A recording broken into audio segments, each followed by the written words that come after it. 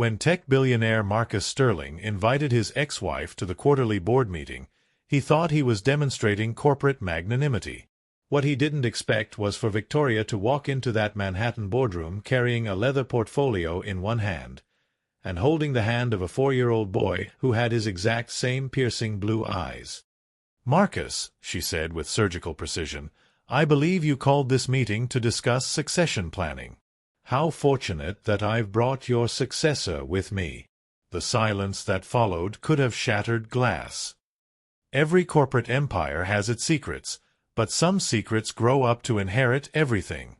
What happens when the ex-wife you discarded returns not just as your equal, but as the mother of the heir you never knew existed? This is the story of Victoria Sterling-Chen, the brilliant strategist who turned boardroom betrayal into the ultimate power play.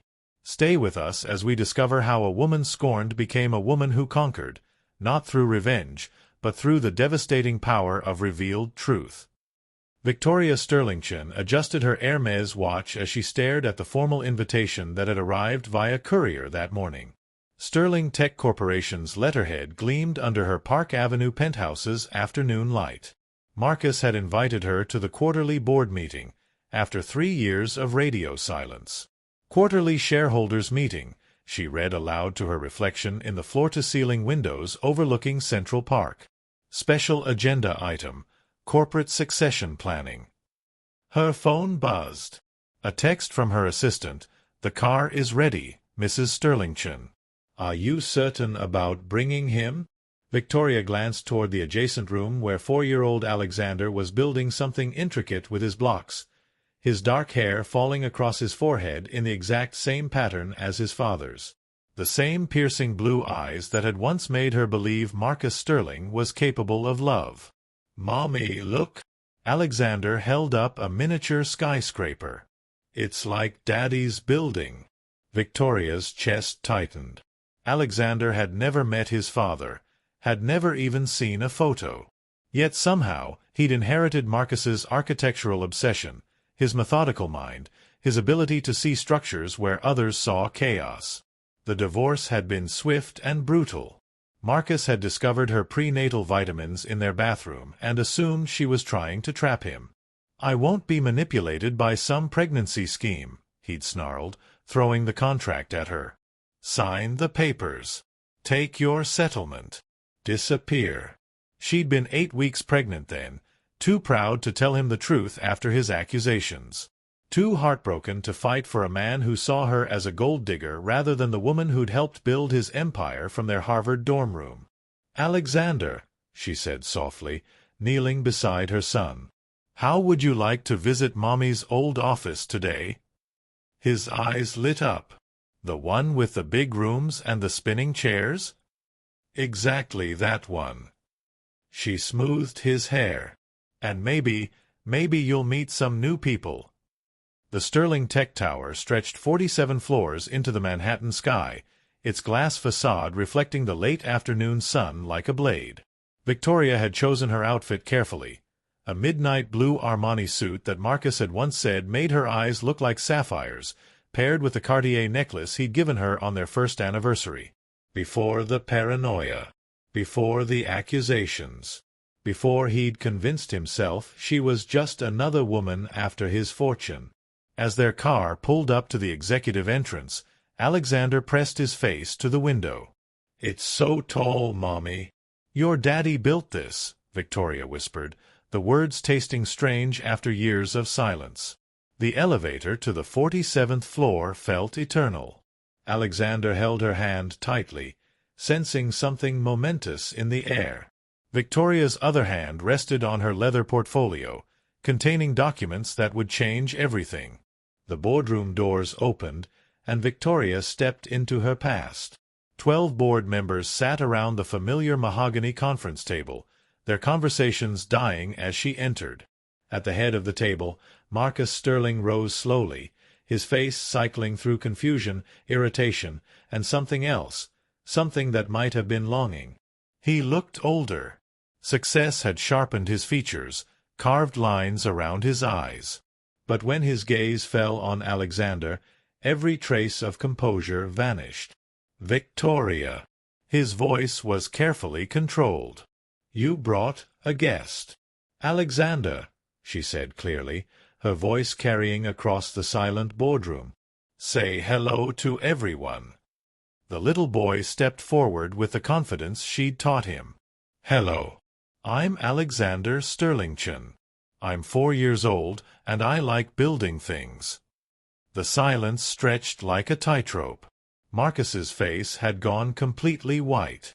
His eyes darted between Alexander's features and Victoria's calm expression, mathematics working behind his gaze. 4 years old. The timing. The resemblance. "Sterling-Chen," repeated board member Harrison Walsh, his eyebrows raising. "Interesting hyphenation." Victoria smiled with razor precision. "Marcus, I believe you called this meeting to discuss succession planning. How fortunate that I've brought your successor with me." The boardroom erupted in whispers. Marcus gripped the edge of the conference table, his knuckles white against the dark wood. "That's impossible," he said, but his voice lacked conviction. Alexander was examining the model of Sterling Tower that sat on the conference table center, his small fingers tracing the architectural details with the same obsessive precision Marcus displayed when reviewing blueprints. "DNA doesn't lie, Marcus." Victoria opened her portfolio with deliberate calm. "Neither do birth certificates. Or the private investigators you've undoubtedly already texted to Heir." Board member Elena Rodriguez leaned forward. "Mr. Sterling, perhaps we should postpone this meeting." "No." Marcus's voice cut through the room like glass. "No postponement. Victoria, if this is some elaborate—" "Daddy." Alexander looked up from the building model, his blue eyes wide with sudden understanding. "You're my daddy?" The word hit Marcus like a physical blow.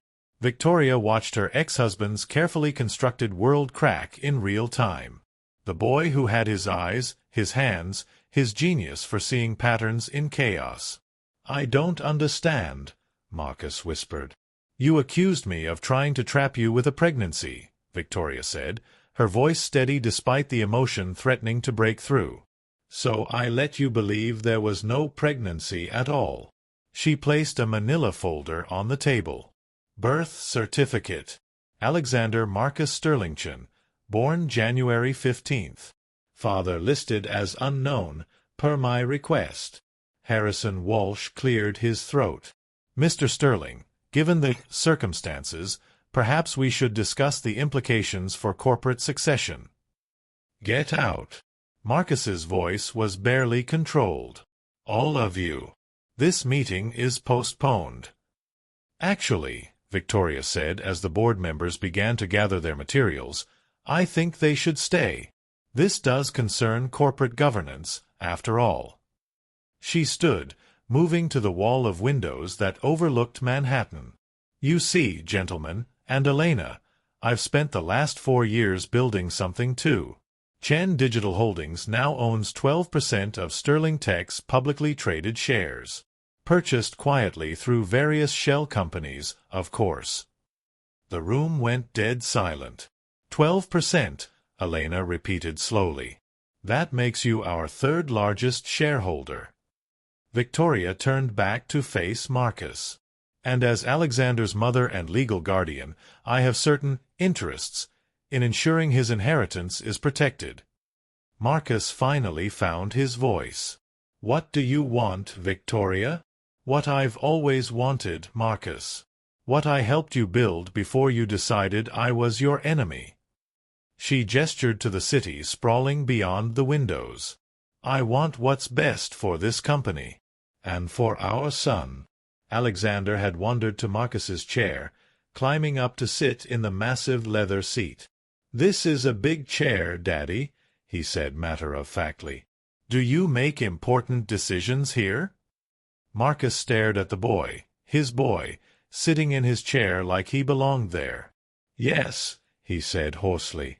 "Very important decisions." "Like what?" Like how to build things that help people. How to make sure companies treat their workers fairly. How to..." Marcus's voice cracked. How to be responsible for the future. Victoria felt something shift in her chest. This was the Marcus she'd fallen in love with, the one who'd talked about changing the world from their cramped dorm room, who'd believed business could be a force for good. The future, she repeated softly. That's exactly what we need to discuss.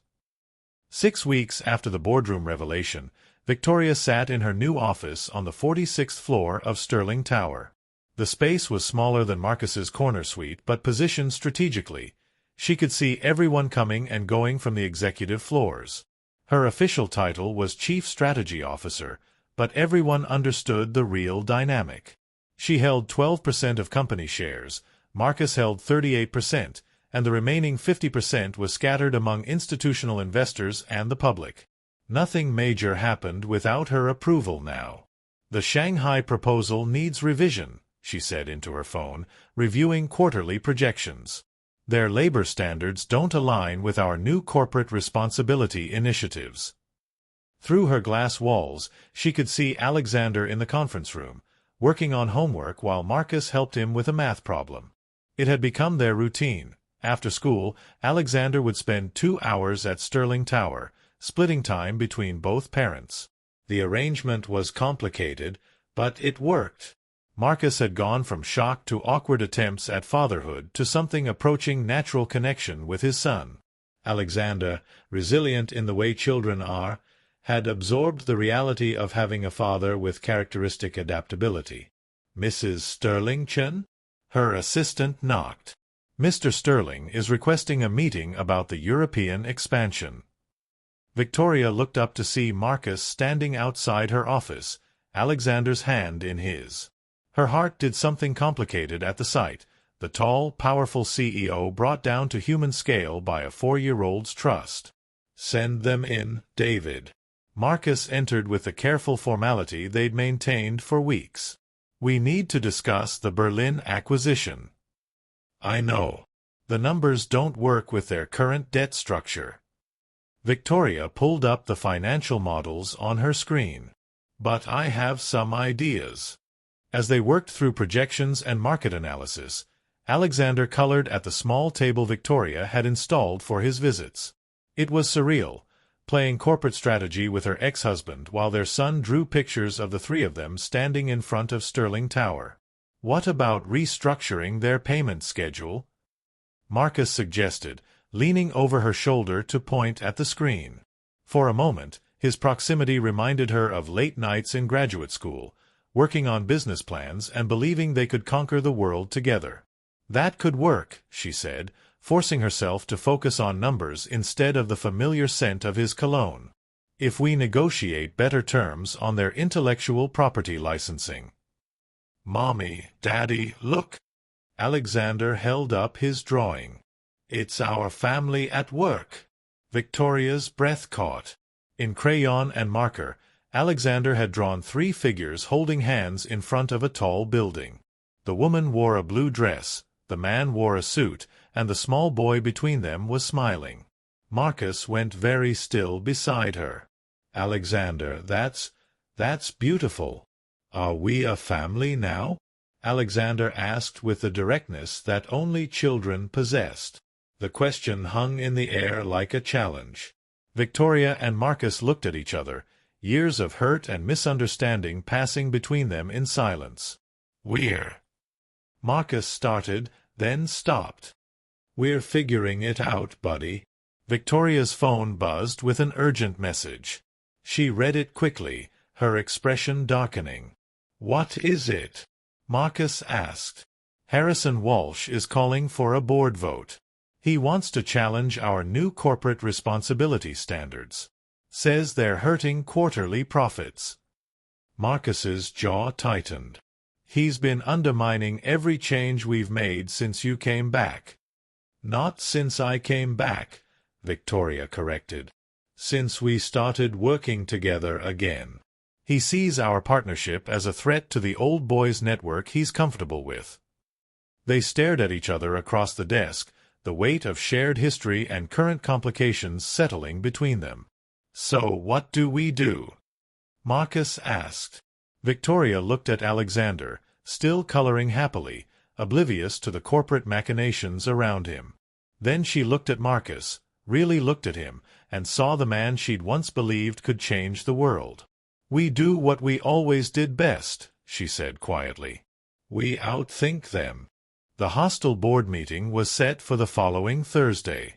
Victoria spent the weekend in her penthouse, reviewing corporate bylaws and shareholder agreements while Alexander played with his building blocks nearby.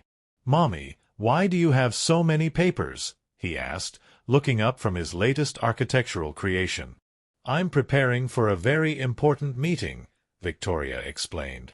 "Sometimes grown-ups have to fight for what they believe is right. Like when Tommy said girls can't build things, and I told him you helped Daddy build the whole company?" Victoria smiled despite her stress. "Exactly like that." Her phone rang. Marcus's name appeared on the screen. "We have a problem," he said without preamble. Walsh convinced Peterson and Chen to join his coalition. "They're calling for a vote of no confidence in our strategic direction." Victoria set down her pen. "How many votes do they have?" "Potentially 7 out of 12 board members. Enough to override both of us." Victoria calculated quickly. 7 votes could restructure the entire company, remove her from her position, and return Sterling Tech to the aggressive profit-first model that had driven their original conflict. "There's something else," Marcus continued. "Walsh is questioning Alexander's paternity. He's suggesting the timing is too convenient, that you're manipulating the situation." Victoria's vision went red.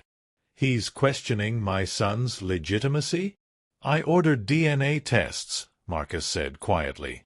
"Not because I doubt, God, Victoria, anyone who looks at him can see he's mine, but because we need legal documentation that's unassailable." She was quiet for a long moment.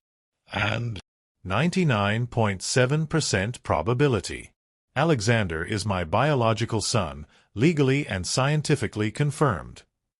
Victoria felt something loosen in her chest that she hadn't realized was still tight. "Good. Then Walsh just made a critical error." "What do you mean?" Victoria looked at Alexander, who had built an elaborate city with his blocks and was now directing toy cars through carefully planned streets. "He attacked our child, Marcus. That changes everything." The next few days blurred together in a flurry of legal preparation and strategic planning.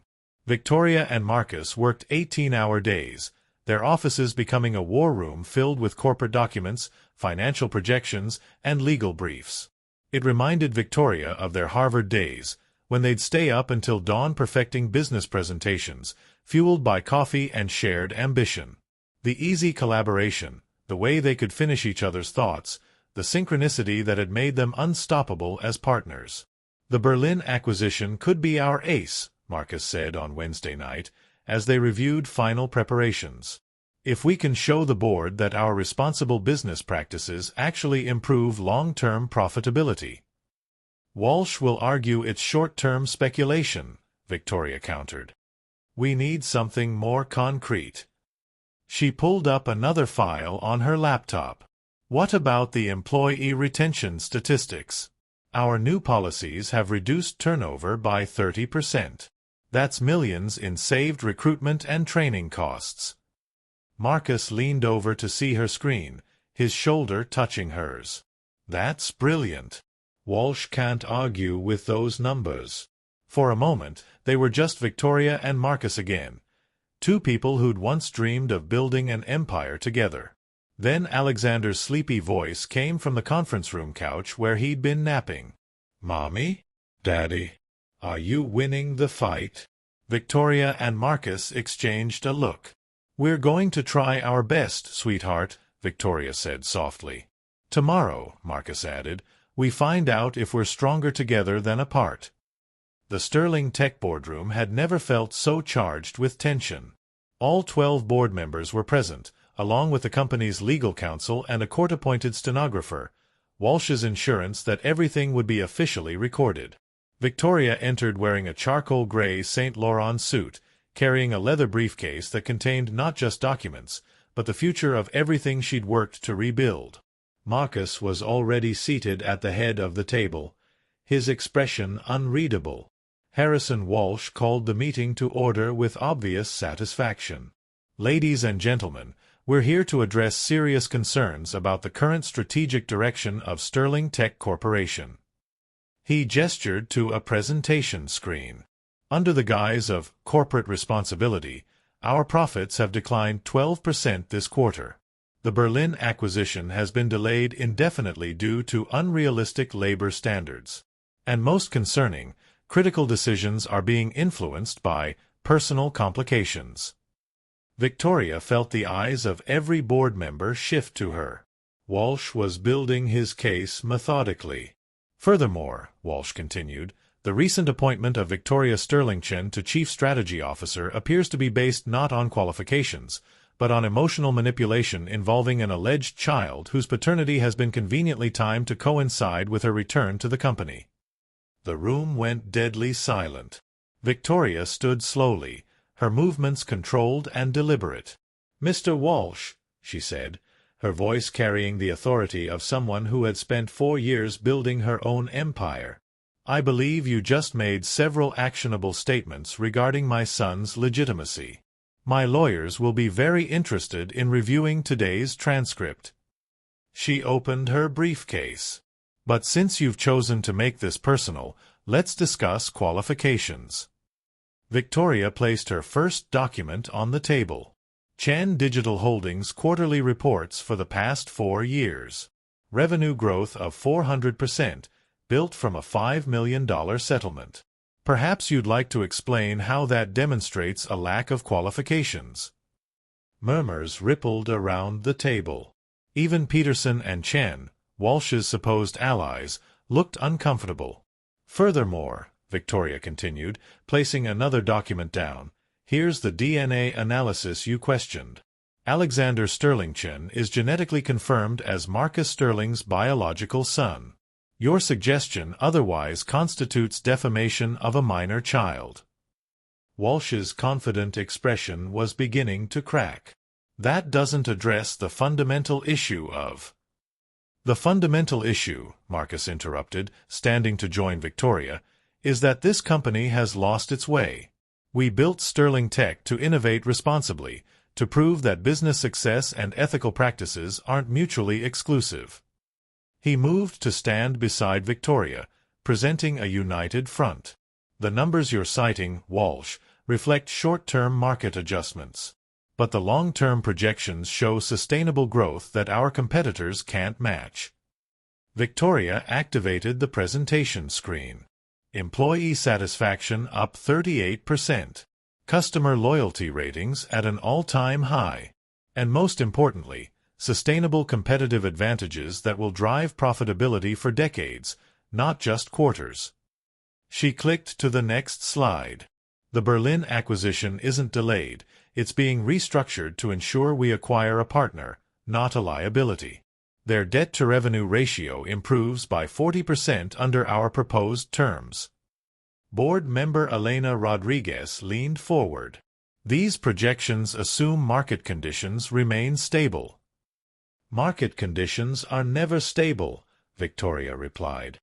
"But companies with strong ethical foundations, loyal employees, and sustainable practices weather disruption better than those focused solely on quarterly profits."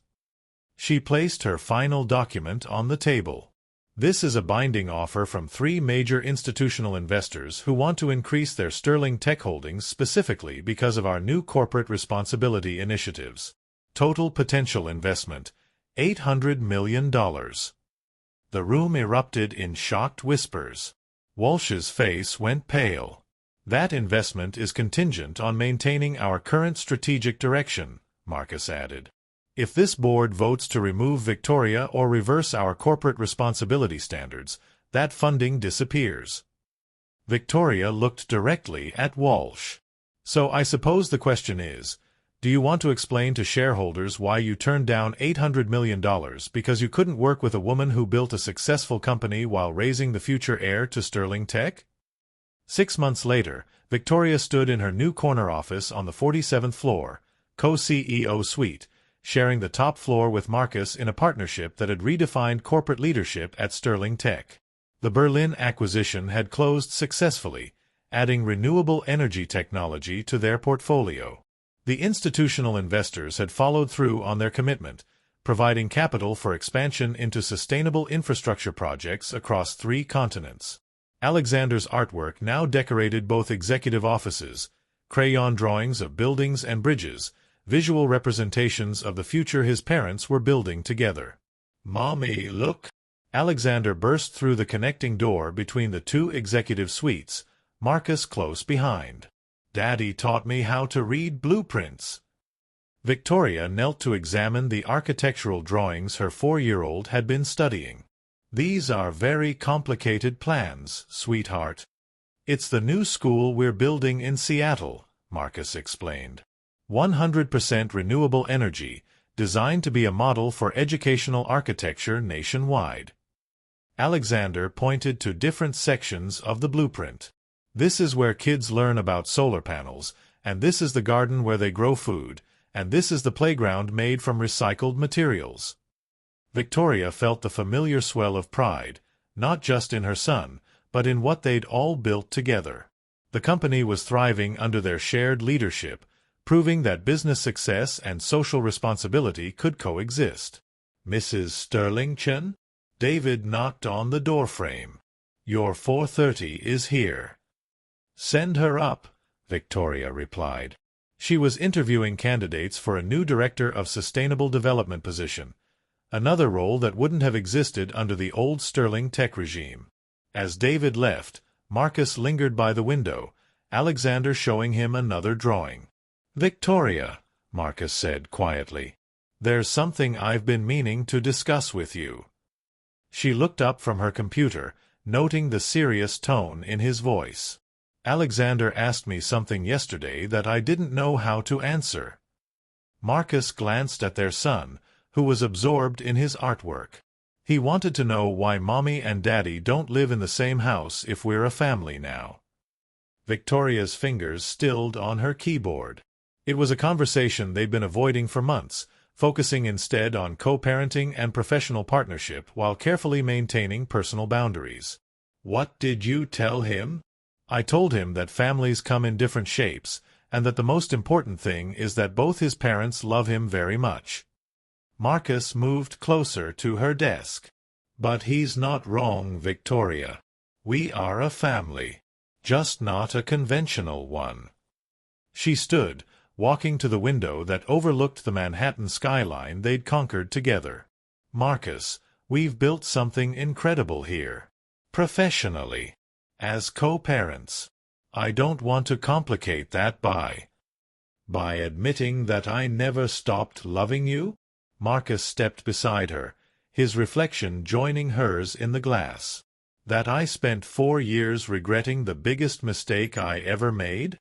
That finding out about Alexander wasn't just about discovering I had a son, but about realizing I'd thrown away the only woman who ever saw me as more than just a balance sheet." Victoria closed her eyes.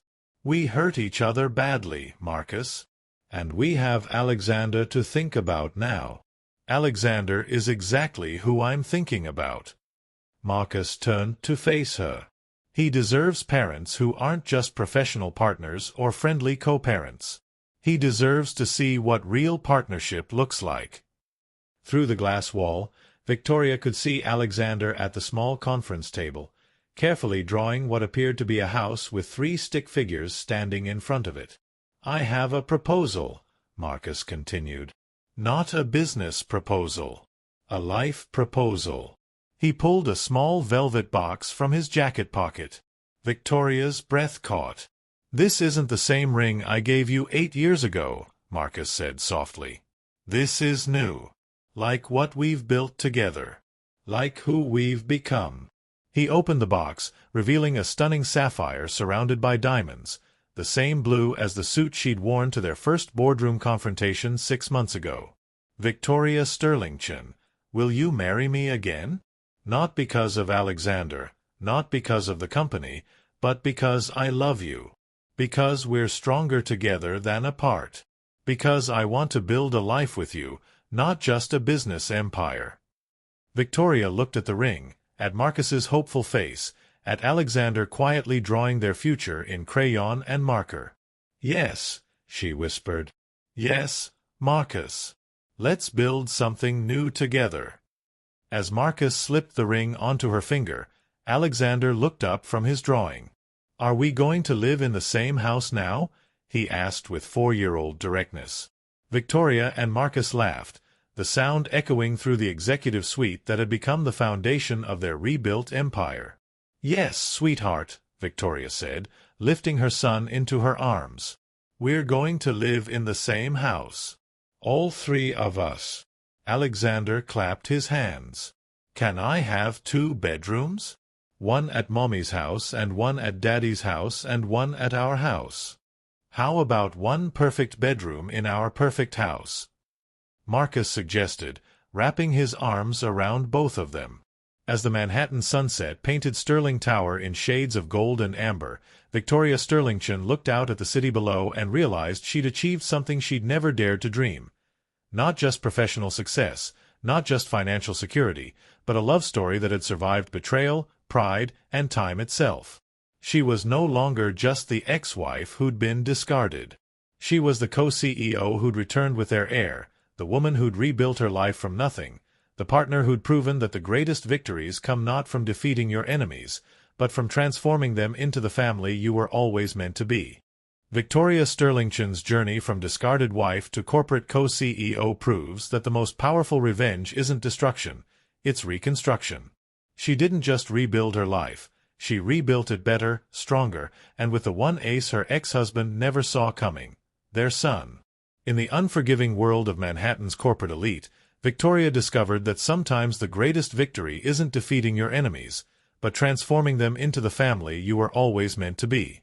Because when you're playing chess with a master strategist who's also a mother protecting her child's future, checkmate isn't just inevitable, it's generational.